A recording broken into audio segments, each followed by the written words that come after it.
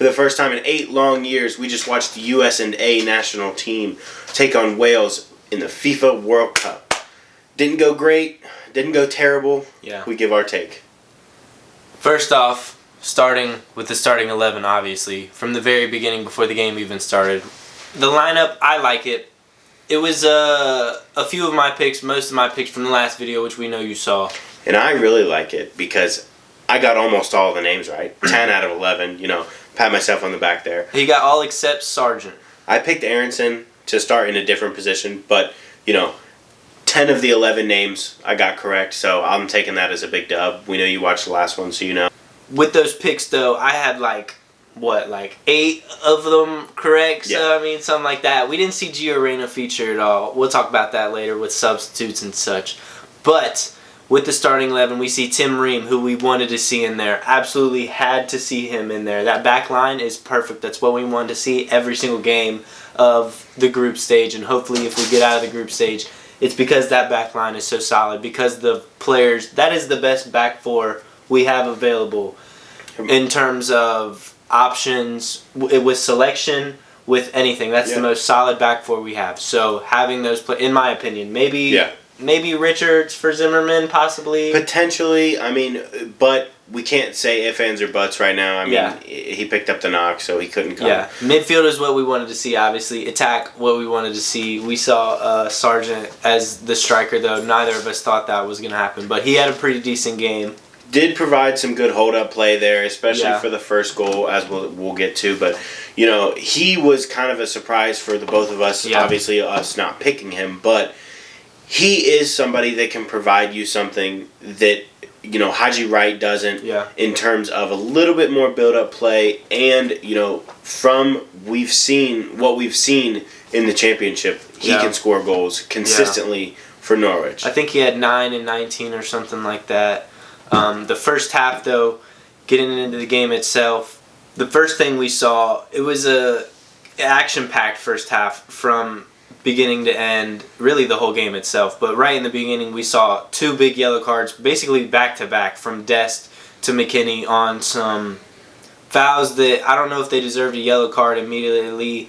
The ref overall in the game I thought he was kind of against us in that aspect. And with those 2 early yellow cards didn't help. Blaming the ref obviously isn't something that we want to do here. But you do have to mention that was not a very good quality officiating there. For a ref to be in the World Cup and make that many errors, not only against us, but also against Wales, in general, he had a pretty poor game. Stopping play for injuries that are not head injuries when the other team has the ball multiple times, but then not doing it a third time, if you're going to break the rules and fuck that up, at least do it consistently. Know whatever rules you're playing by. His consistency was what it really was. That was the bad part about it. We can't rely on the refs or the other team to help us out. Yeah. We have to really play our game, and I think we really did that in the first half. In that first half, we saw a very outstanding performance from pretty much everyone, honestly. The whole team played very well. Pulisic getting on the ball, Adams making tackles, the back line solid. It was a good performance. The whole first half, we really showed how we wanted to play the game, how we want to play our game this whole tournament, honestly. How we want to play as a team, how Berhalter is trying to get out of this team. It was really shown against Wales. But it was also because Wales are a team who kind of sit back and absorb. So against certain teams, we're not going to be able to do it as impressively as I think we did today.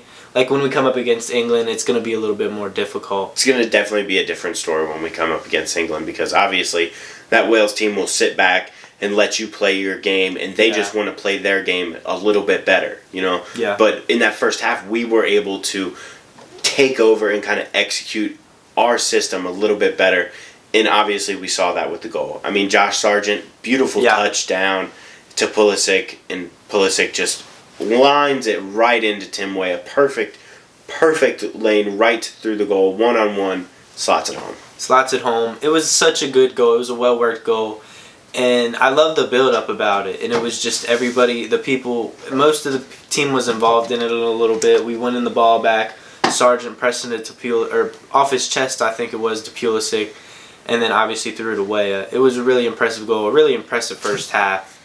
The second half, though, it wasn't so much. It wasn't as impressive, especially the first 20 minutes.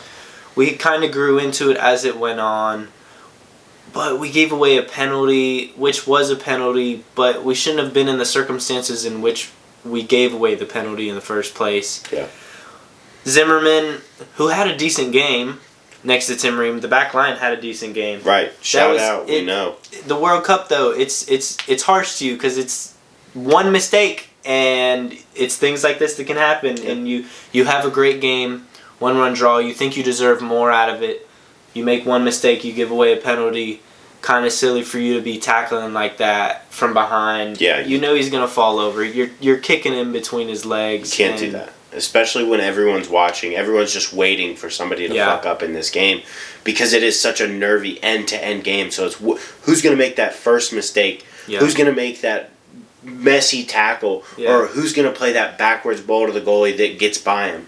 You know, and we unfortunately gave away that penalty, and Zimmerman, he didn't think it was a penalty, but everyone knew. Yeah. Everyone knew that's a penalty for sure. You can't put your feet between his legs. Yeah. I mean, you just can't do that and expect to not give away a pen. Gareth Bale stepped up, though. He stepped up, take the pen. Matt Turner got a finger to it. Guess the right side, but it was a really good pen. And obviously you're counting on Gareth Bale to make it. It's the most experienced player on the pitch. I mean, countless Champions League appearances, La Ligas, all that with Real Madrid and whatnot. Amazing player, stepped up, took a beautiful penalty. 1-1. The rest of the game, like I said, we grew into it, so you could see us getting a little bit more of the ball. We're getting back into it. We're creating some chances here. We bring on some subs.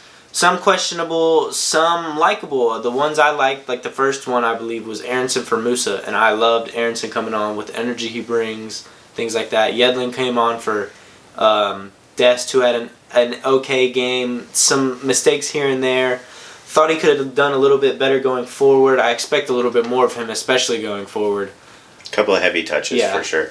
There's a couple of points there where he would, carry the ball 20 yards and then he would lose it. You got to either pass the ball and get it to somebody or try and take somebody on and get by somebody. Yeah. You can't just, go 20 yards infield and then just stand and look around. Yeah. You got to know what you're doing when you do it. Don't just dribble the ball for no reason, We saw Jordan Morris come on. Questionable. I mean, for me, in my team, in my brain, I'm bringing on Gio Reyna 10 times out of 10. Yeah.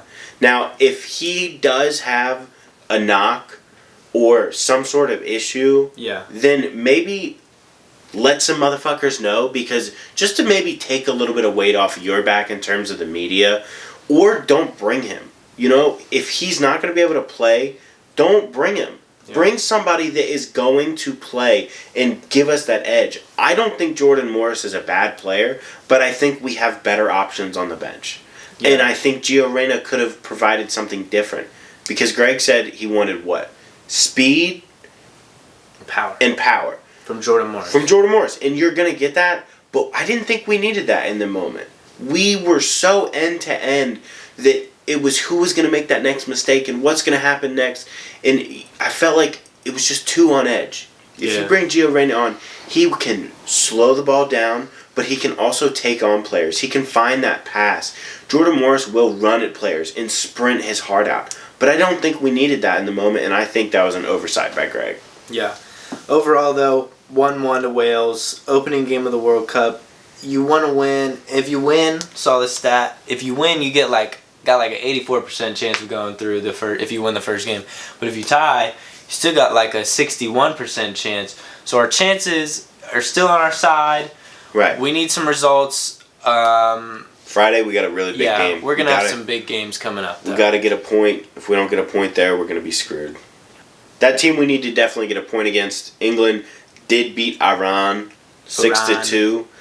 Kicked their ass. Pretty convincing win from the England team, but let's not pretend that Iran is, the greatest team. I saw somebody say the Seattle Sounders could have beaten Iran today. I also feel that we shouldn't totally diss on Iran. They did get 2 goals against England, which is pretty impressive. Yeah. And I don't believe that when we come up against, we being the USA, come up against Iran, I would hope and think that we would obviously win. Yeah. But this is the World Cup. You can't take it for granted. And we need to. I don't think even if we do win, we're not going to be able to beat them like England did. No. England went 6-2 because England played very well. Played with a back four. Bellingham in there with a free roll, getting a goal. We saw Saka, Mount, Sterling, Rashford. Some. Rashford came on. I mean. Rashford came on in the 71st minute, scored in the 72nd minute, took him all of 49 seconds, and one touch of the ball to score. We saw Jackie Grealish score. So, who cares? Yeah, I mean, okay. But, shout out to that celebration. England 6-2, whatever. We saw Senegal lose to the Netherlands. They're without Mane. I wanted Senegal to win, personally. They're just looking disconnected up top. Yeah. They really are. We see the Netherlands, though. Gakpo with a goal. Beautiful cross from De Jong. Great assist. A good performance from them. Good opening. It's them and Ecuador tied, I think, in Group A. Yep. England's top of Group B. We're second. You know what I'm saying? But, we'll get there. Friday's the big game. Friday's the big game that we'll be worried about. Okay. That's all.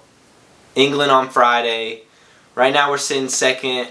Tie with Wales, 1-1. We'll take it. England, though. That's our focus. That's who we need to be beating on Friday. You need to come back and watch us. We already know you're going to come back and watch us. Right. So. We already know. We know you're going to come back. We know you're going to watch a repeat of the Revolutionary War. Yes. Just like us. We're 1-0. We're about to be 2-0. Come on back for it. Hang on, thumbnail. What was... Oh, yeah.